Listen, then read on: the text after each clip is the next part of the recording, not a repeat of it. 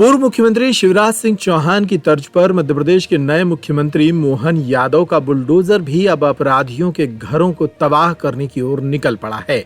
मध्य प्रदेश के दमोह में एक बड़ी कार्रवाई सामने आई है, जहां गौ तस्करी और आदतन अपराधों में लिप्त कुछ अपराधियों के घरों पर नगर पालिका के अमले ने बुलडोजर चला दिया। दरअसल मध्य प्रदेश के दमोह में इन दिनों गौ तस्करी और हत्या के मामले चरम पर हैं। आए दिन पशुओं को ट्रक में भरकर उनकी तस्करी करने के मामले सामने आते हैं, लेकिन कार्रवाई नहीं होती।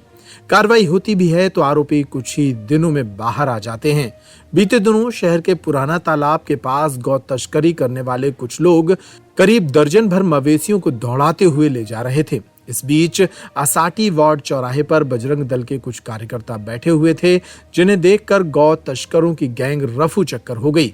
शहर में लगातार बढ़ रहे गौ तस्करी के मामलों को लेकर विश्व हिंदू परिषद के कार्यकर्ताओं ने मुख्यमंत्री के नाम एडीएम को ज्ञापन सौंपते हुए कलेक्ट्रेट दफ्तर के बाहर राम धुन सुनाई थी, जिसके बाद दूसरे दिन जिला प्रशासन जागा और शहर की कसाई मंडी, सीता बावड़ी और चैनपुर इलाके में रहने वाले आदतन अपराधियों के आशियानों पर नगर पालिका दमोह ने बुलडोजर चलाते हुए बड़ी कार्रवाई की। इस दौरान कई घरों को जमींदोज किया गया। इस कार्रवाई के दौरान 4 आदतन अपराधियों परवेज कुरैशी, कुलू कुरैशी, नसीम कुरैशी और शाबिर कुरैशी के घरों को जमींदोज किया गया। इसके बाद जब नगर पालिका की टीम और कुछ पुलिस आरक्षकों के साथ सीता बावड़ी की ओर पहुंचे, जहां कुएं के अंदर एक मवेशी के मांस से भरी बोरी पानी में उतरा रही थी, जिसे भी जेसीबी मशीन की मदद से बाहर निकाला गया और इस मांस की जांच कर अब कार्रवाई की जा रही है। इस मामले की जानकारी दमोह एसपी श्रुतकीर्ति सोमवंशी ने दी। पिछले कुछ दिनों से जो शहर के आतंक अपराधी हैं, उनके जितने भी अतिक्रमण हैं, उनको हम लोगों ने चिन्हित करवाने की प्रक्रिया शुरू की थी। बीच में मतगणना की वजह से ये कार्रवाई थोड़ी डिले हुई थी। उसके बाद जब इनको नोटिस सर्व किया गया, तो जो भी उसमें समय इनको दिया जाता है जवाब देने का, वो दिया गया था। और आज जो वो समय पूरा होने के पश्चात लगभग सुबह 7 बजे से लेके 10:30 बजे तक हम लोगों ने 3 जगह पर करीब 4 अतिक्रमण जो हैं वो तोड़े हैं।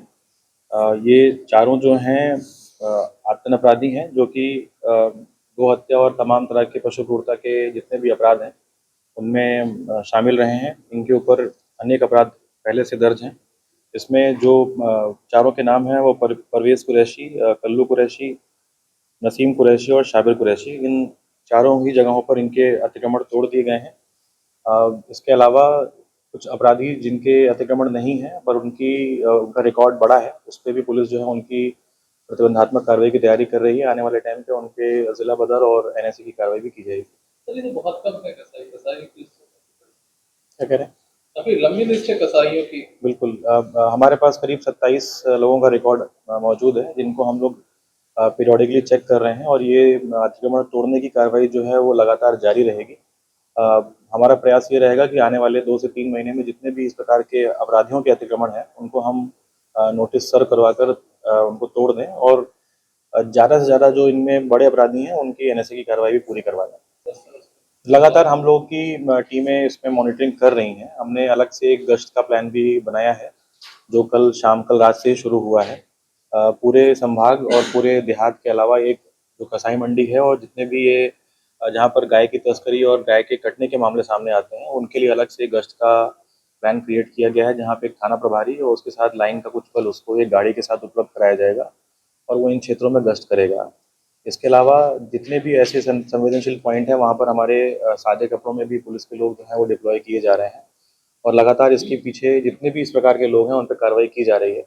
जहाँ तक ऐसे मामले हैं जहाँ पर आरोपियों की संख्या या उनके बारे में पता नहीं लग पाता है, तो उनमें अज्ञात के आधार पर कार्रवाई की जा रही है। लेकिन जहाँ पर जैसे ही हमें किसी भी व्यक्ति के बारे में, कोई अपराधी के बारे में पता लगता है, तो उस पर नामजद एफआईआर की जा रही है। हाँ, अभी जो प्रारंभिक जांच है उसमें ये पता लगा है कि उसमें कोई सड़ा हुआ मांस का टुकड़ा और तमाम तरह के वो जैविक पदार्थ पाए गए हैं। उसकी हम लोग जांच करवा रहे हैं। अंदेशा है ये किसी जानवर के, गाय या भैंस से किसी भी अन्य मवेशी के टुकड़े हो सकते हैं। उसकी जांच करवा रहे हैं, और ये भी आसपास के सीसीटीवी कैमरों से दिखवा रहे हैं कि वहाँ पर पिछले 10 दिनों में, 15 दिनों में किस तरह का मूवमेंट रहा है।